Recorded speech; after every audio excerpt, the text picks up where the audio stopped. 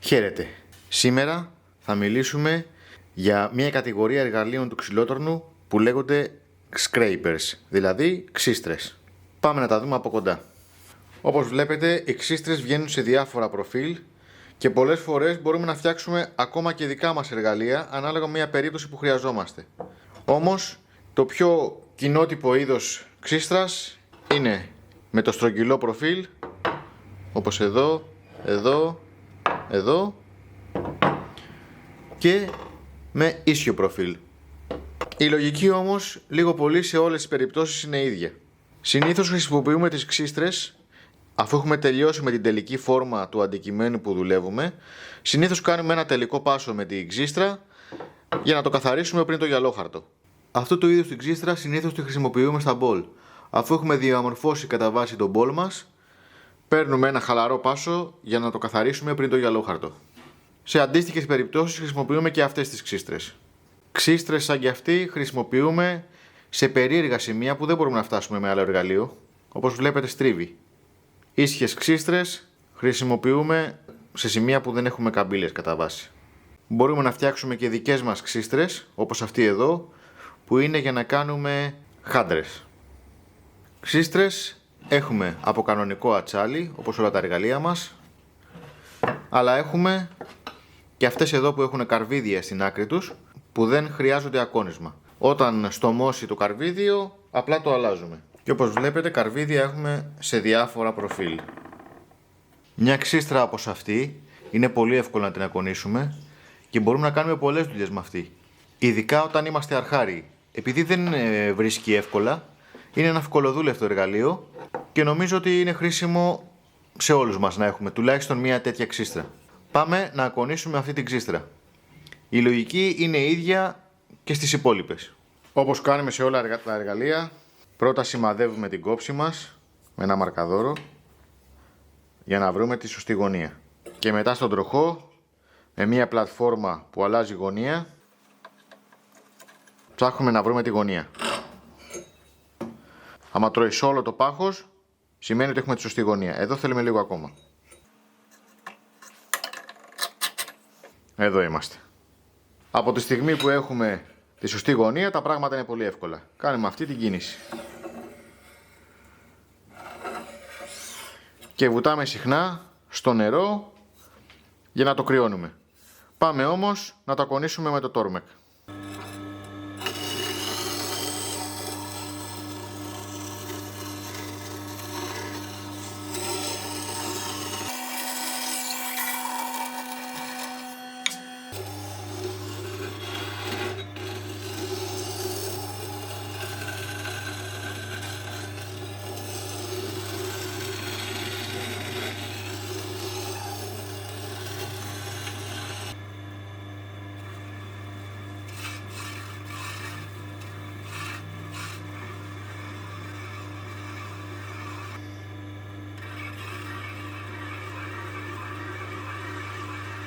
Να σημειώσουμε ότι κάποιοι δουλεύουν με τον εθέρα στις ξύστρες. Όμως για αρχή εγώ θα έδρα να το δουλεύουμε κανονικά. Οπότε αφαιρώ τον εθέρα. Τώρα, αν το κέντρο περιστροφής του τόρνου μας είναι εδώ, η ξύστρα κόβει λίγο προς τα κάτω. Οπότε ανάλογα ρυθμίζουμε το tool rest στο ύψος που χρειάζεται. Πάμε να τη δούμε στην πράξη. Με την ξύστρα μπορούμε και να ξεχονδρίσουμε. Απλά θα αργήσουμε πιο πολύ.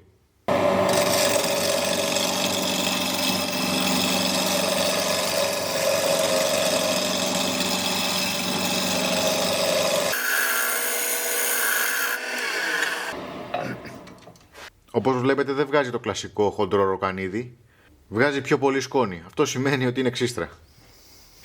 Και μπορούμε μια χαρά να κάνουμε και εσωτερικές και εξωτερικές καμπύλες.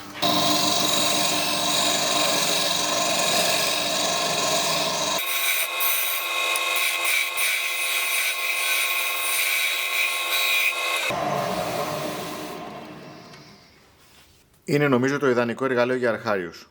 Όμως η δουλειά του κατά βάση είναι να κάνει το χαλαρό πάσο πριν το γυαλοχαρτάρισμα.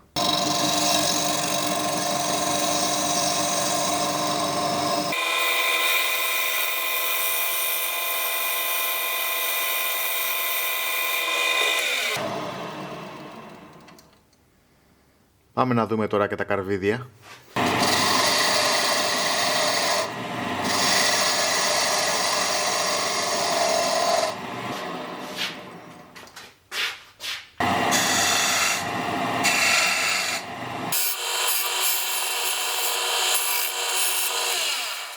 Τα καρβίδια είναι ακόμα πιο ιδανικά για αρχάριους.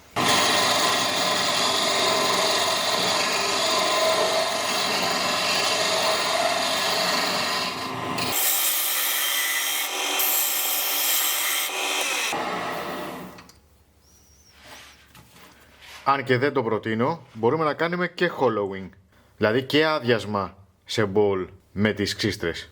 Βέβαια αυτό είναι για πολύ αρχάριους.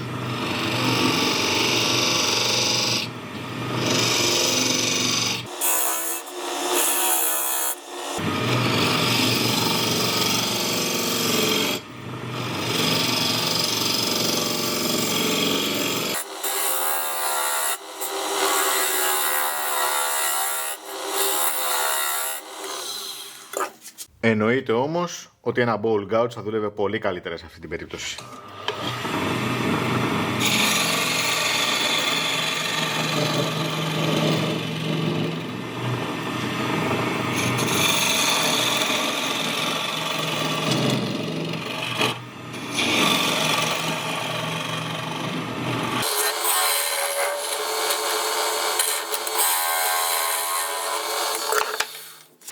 Μπορούμε όμως να χρησιμοποιήσουμε την ξύστρα μετά το bowl gouge και πριν το γυαλόχαρτο.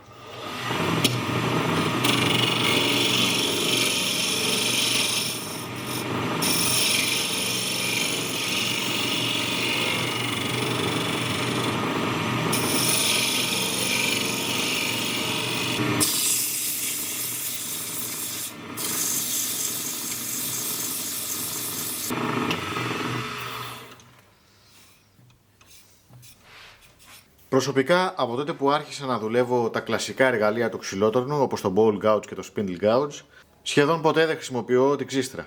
Όμως υπάρχουν περιπτώσεις που πραγματικά οι ξύστρες, τα καρβίδια και οι κανονικές δουλεύουν πάρα πολύ καλά σε σχέση με τα υπόλοιπα εργαλεία.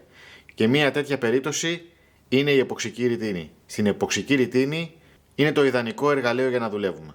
Πάμε να το δούμε στην πράξη. Πρώτα με το κλασικό scraper.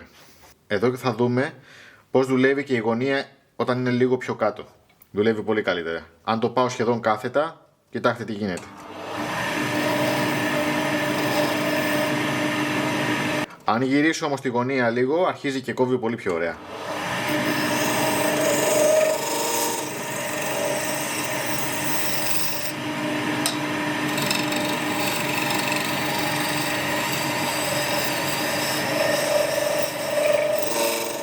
Το ίδιο και το στρογγυλό, το καρβίδιο.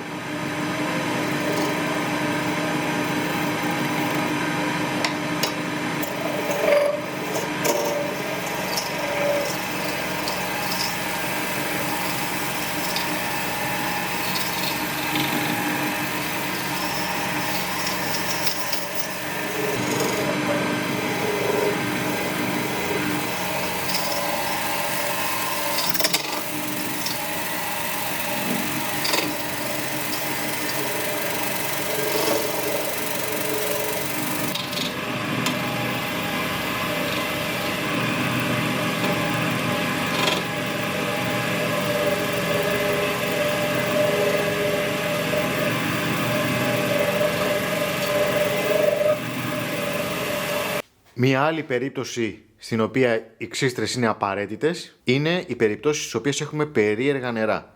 Παραδείγματος χάρη σε μία σφαίρα. Βλέπετε, έχουμε σόκορο, πλαϊνά νερά, ρόζους, δηλαδή πάλι σόκορο, είναι ό,τι να είναι, βλέπετε εδώ πέρα. Σε αυτές τις περιπτώσεις χρησιμοποιούμε τις ξύστρες, διότι είναι μια ενδιάμεση κατάσταση που δουλεύει σε όλες τις περιπτώσεις. Αυτά, παιδιά, για τις ξύστρες. Είναι ένα εργαλείο που έχει και αυτό τη θέση του στο εργαστήριο του ξυλοτορναδόρου. Ελπίζω να σας φάνηκε χρήσιμο το βίντεο και μέχρι την επόμενη φορά να είστε καλά.